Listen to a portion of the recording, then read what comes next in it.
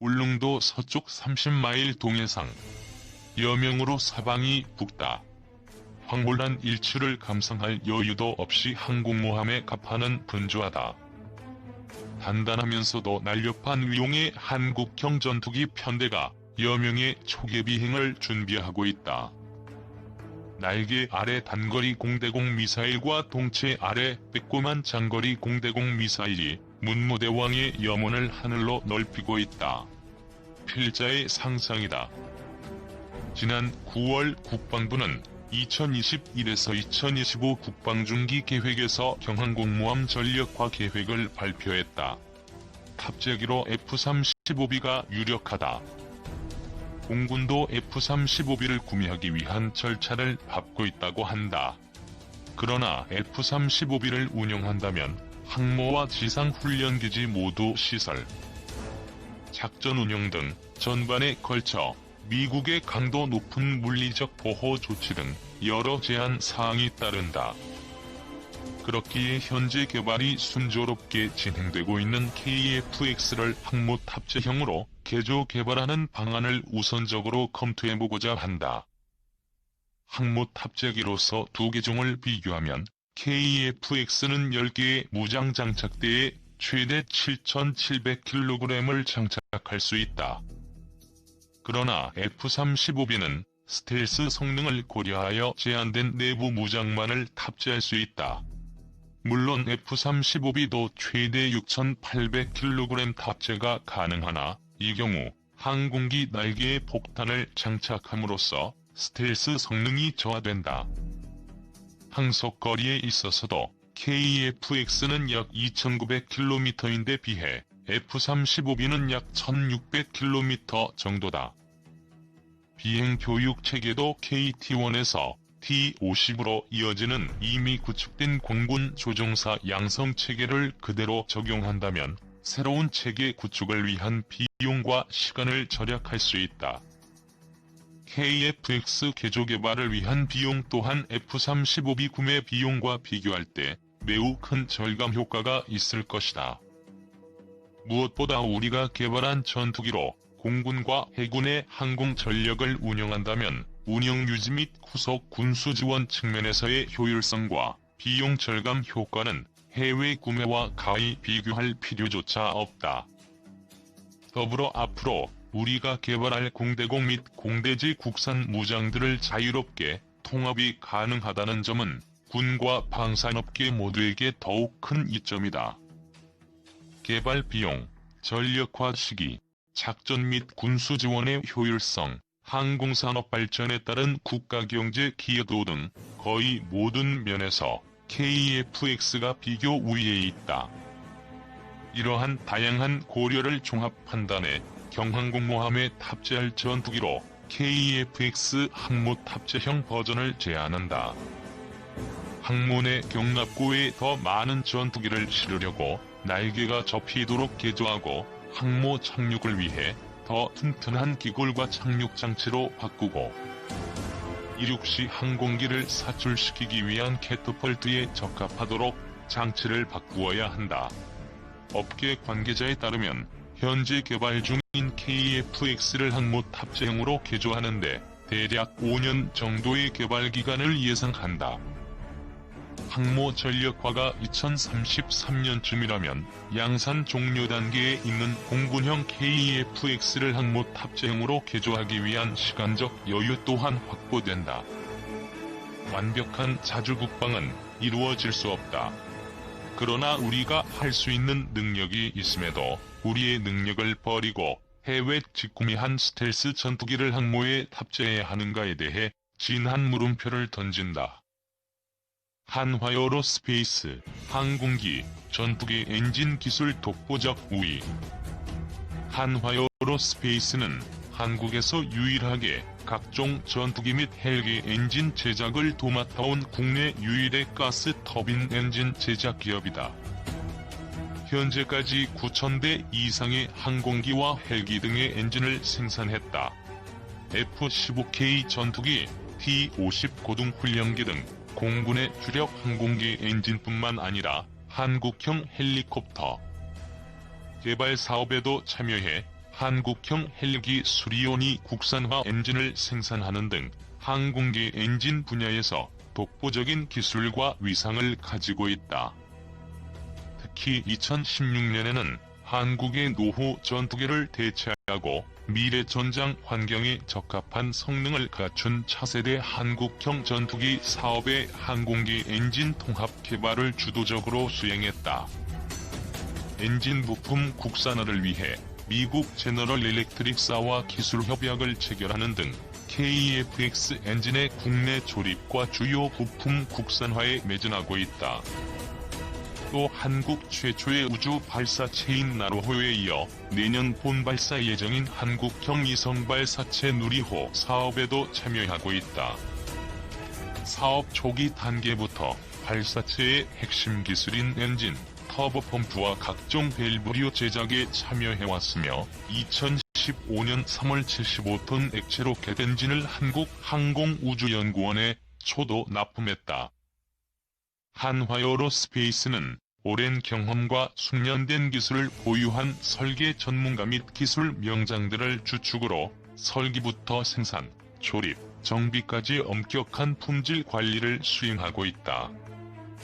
최고의 품질과 가격 경쟁력을 바탕으로 GE, 프레센 휘트니, 롤스로이스 등의 글로벌 기업들과 수십 년 이상 관계를 맺어오며 장기 공급 계약을 체결할 수 있었다는 설명이다. 김승현 회장의 방산 경영, 명품 방산 무기로 글로벌 정상 노려이죠. 투입한 M&A와 외고집 투자로 방산 기술 세계가 놀라는 수준 일원에 테크올릭 김승현 한화그룹 회장은 원래부터 뚝심 경영으로 소문난 리더다. 그가 태양열 방산 항공 등에 올인하면서 그 결실을 최근 들어 계속해서 거둬들이고 있다. 특히 방위산업에서 그는 독자적인 행보로 재계의 주목을 받아왔다. 그의 경영 스타일은 언뜻 단독으로 결정하고 행동하는 것처럼 보이지만 철저한 팀플레이로 치밀한 사업 방향을 점검하고 관리한다. 한화는 태스크포스팀의 결정체다. 김승현 회장이 일찍부터 밀어붙여온 비즈니스 전개 방식이다. 혼자서 못하는 것을 여럿이서 나누어 맡음으로써 공정 단축과 제기되는 여러가지 문제점 해결에 탁월한 해결책을 찾아내는 방식이다. 시간과 공간을 적절히 나누면서 효율적인 생산성 제고가 가능해진 것이다. 최근 들어 한화의 방산업이 놀라운 성장세를 보이는 것은 모두 이 때문이다. 그렇게 김 회장이 공들여온 한화에어로스페이스는 우리나라에서는 미지의 세계였던 항공기 및 가스터빈 엔진, 자주포, 장갑차, CCTV, 칩마운터 등의 생산 및 판매와 IT 기술을 활용한 서비스 제공이 주요 사업이다.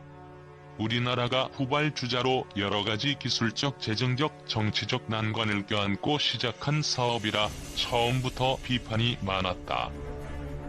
특히 항공기 엔진 사업은 핵심 기술의 진입 장벽이 높으며 장기간의 개발과 투자를 필요로 하는 사업이라는 점에서 불가능하다는 평가를 받아왔다.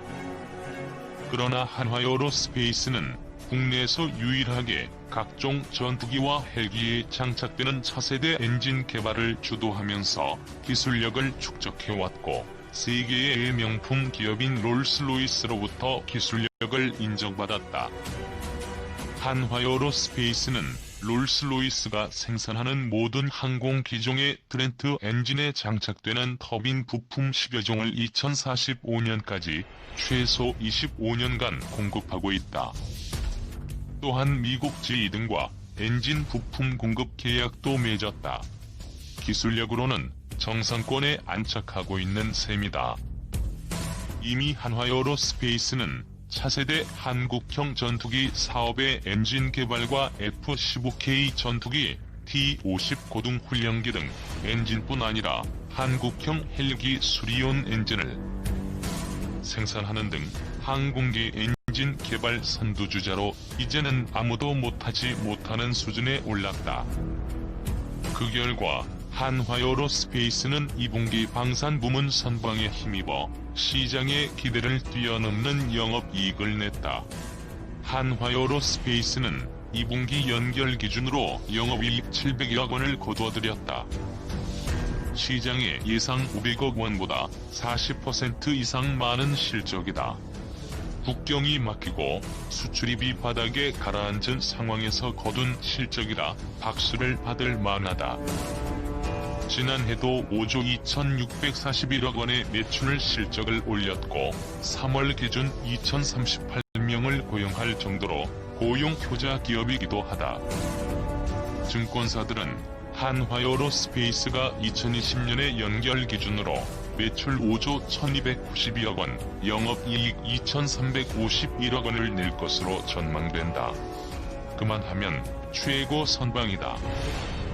자회사 한화디펜스의 활약, 에스토니아, 호주, 인도, 노르웨이 등에서 눈부셔. 한화그룹의 대표 방산 계열사인 한화디펜스도 한몫하고 있다. 에스토니아의 K9 자주포 6문을 추가 수출하고 5조 시장이 걸린 호주 장갑차 레드백 수주전도 펼치면서 한화디펜스에 유리하게 전개하고 있다. 그동안 해외 유수의 방산업체를 물리치고 한화가 수출한 자주포 K9 대수만 600여 대에 이른다. 이미 노르웨이는 2017년 23문을 계약하면서 추가 24문을 더 살 수 있다는 옵션 조항을 넣었고 지금도 추가 구매 협상을 진행 중이다. 인도는 최근까지 계속 접경 지역에서 중국과 분쟁 중이다. 무기나 방산 기술 체계에서 한 수 아래라 평가받던 인도는 한화의 명품 K9 자주포로 중국군을 응징한 후 한국 방산 기술에 대한 평가가 확 달라졌다. 이에 인도도 K9 추가 수출 가능성이 대단히 커졌다. 인도의 경우 현지 생산 방식으로 K9이 생산되고 있고 올 연말 100대 완료 후에 추가 수요가 나올 전망이다. 이 사례로 인해 호주, 중동 국가 등의 수출도 진행 중이다. 5조 걸린 호주 장갑차 레드백 수주전도 한화디펜스에 유리하게 전개되고 있다. 이 전쟁은 처음엔 너무도 불리한 경쟁에 뛰어들었다는 지적을 받았음에도 장갑차 기술력에서 우리보다 한 수 앞선 N2 브래들리 장갑차로 유명한 BAE, 제너럴 다이나믹 등 쟁쟁한 미국과 영국의 방산업체들을 꺾어 세계를 놀라게 했다. 이제 세계 최강 독일 린스 장갑차와 최종 결승을 앞두고 있다. 이미 한화디펜스에서 만든 레드백 장갑차 시제품 이대로 호주 방산 시장을 제패할 날이 머지않았다.